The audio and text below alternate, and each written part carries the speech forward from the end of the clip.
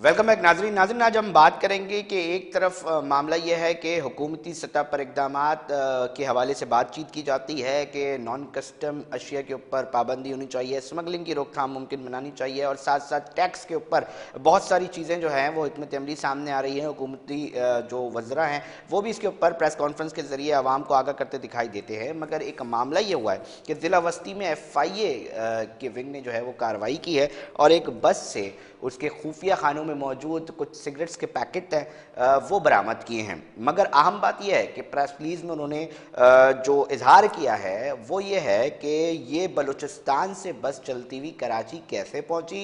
मुतादिद check post पर मुख्तलिफ organisations का नाम लिया गया और साथ साथ कस्टम को थोड़ा सा फोकस करके बताया गया कि जी ये कैसे पहुंची। अब इसके ऊपर बातचीत करने के लिए मेरे साथ टेलीफोन लाइन पे मौजूद हैं collector customs enforcement Karachi Basit Abbasi साहब। बहुत शुक्रिया सर टाइम देने के लिए।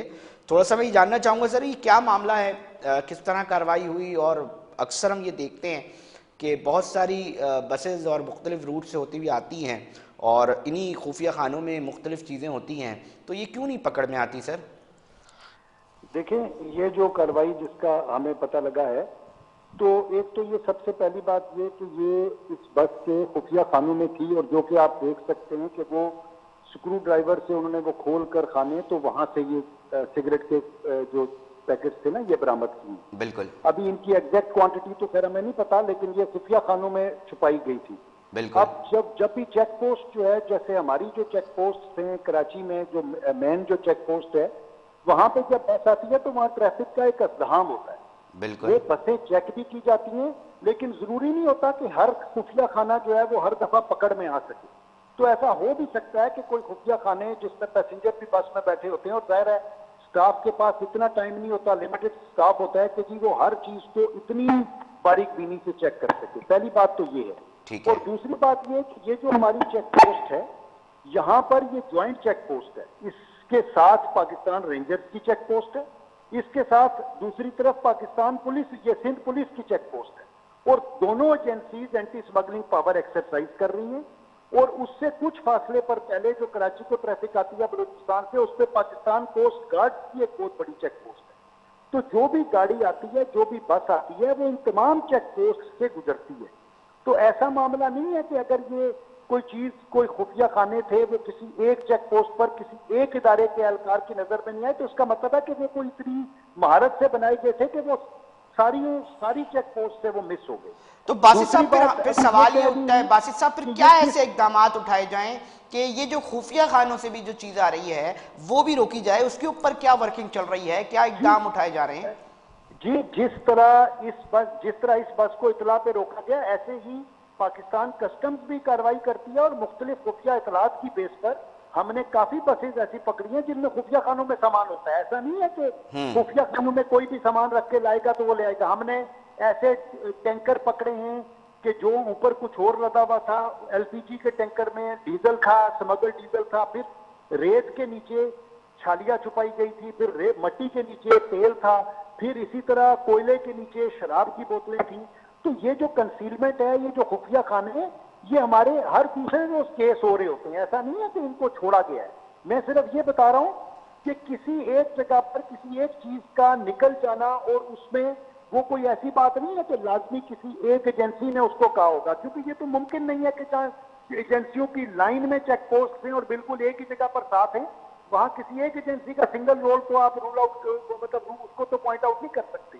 और दूसरी बात यह है कि जो हमने अभी तक रिकॉर्ड चेक करवाया है, उस रिकॉर्ड के मुताबिक, क्योंकि वहां पे दूसरी एजेंसियों के पास भी रजिस्टर मेंटेन होते हैं गाड़ियों के और हमारे पास भी होता है, उसमें इस बस का नंबर नहीं आ रहा।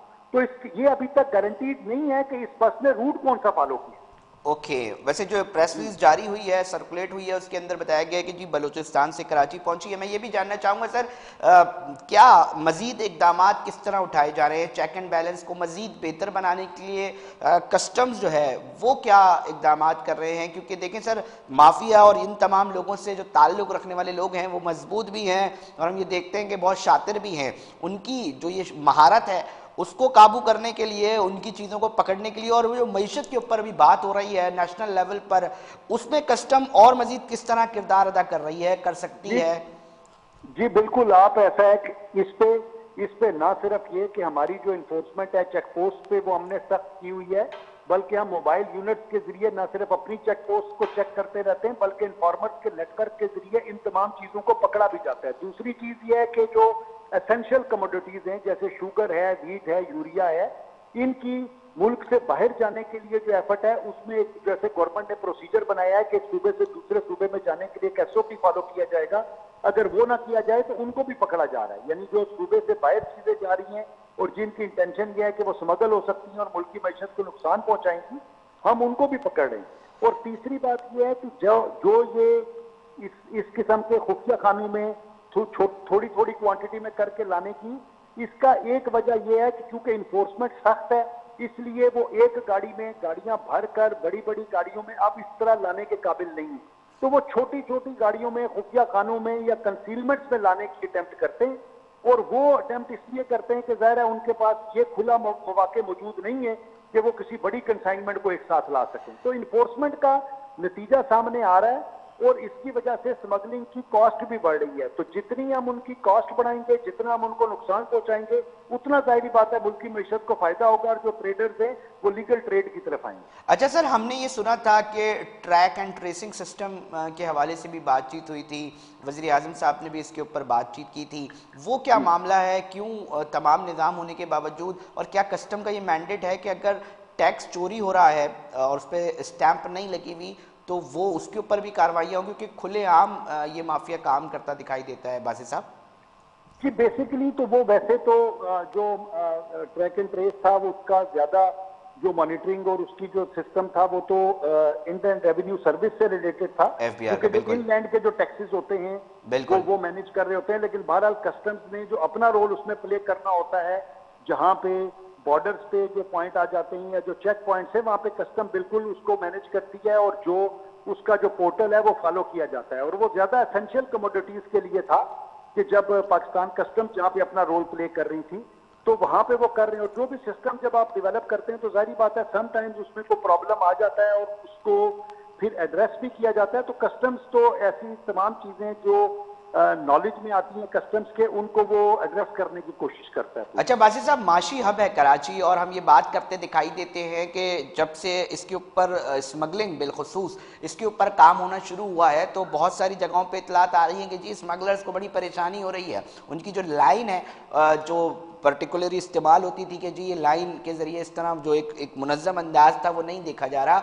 मगर मैं ये जानना चाहूँगा कि कितने फ़ीसद अब तक की कार्रवाइयाँ जो हैं वो हुई हैं और उसमें कितने फ़ीसद इन तमाम चीज़ों के अंदर कमी आई है, और साथ साथ इन कार्रवाइयों को बेहतर करने के लिए मज़ीद क्या इक़दाम उठाए जाएंगे? क्योंकि स्मगलिंग का भी एक बहुत बड़ा नेटवर्क है जो कि कराची के अंदर प्रॉपर तरीके से माजी में काम करता रहा है।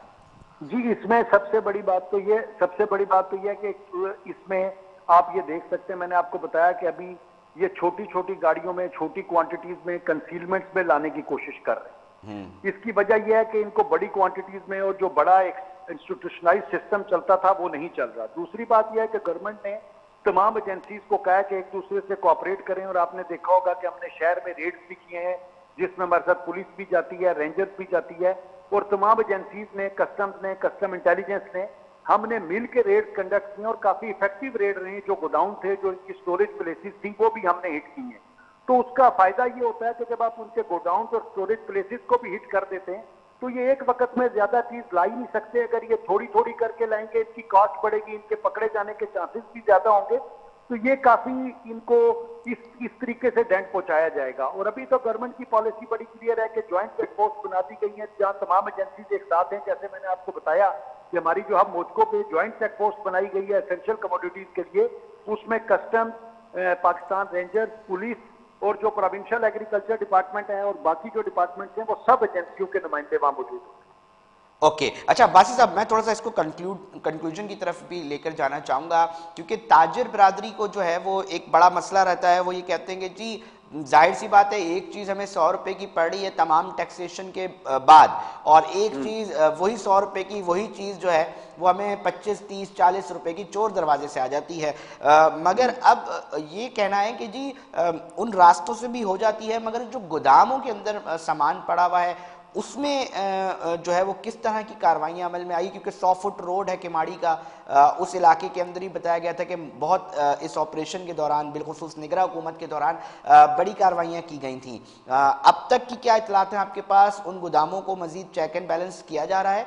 क्या उसके अंदर अभी भी सामान है या ख़त्म हो चुका है? मैं ये चाहता हूँ कि थोड़ी सी इसके ऊपर भी बातचीत हो जाए, क्योंकि ताजिर बरादरी का ये बहरहाल कंसर्न है कि जब हमें एक सस्ती चीज़ मिलेगी तो हम वो खरीदेंगे, मगर उससे टैक्स नहीं जा रहा रियासत को।